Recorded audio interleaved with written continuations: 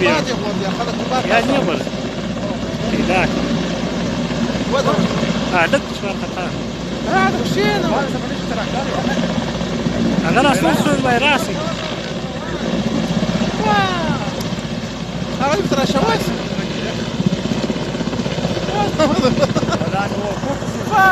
چې دې تر شواس پرې شو یا پورته اول به دې زوی باور کړ دا ځوانه پړ ده ماشاءالله زنده باد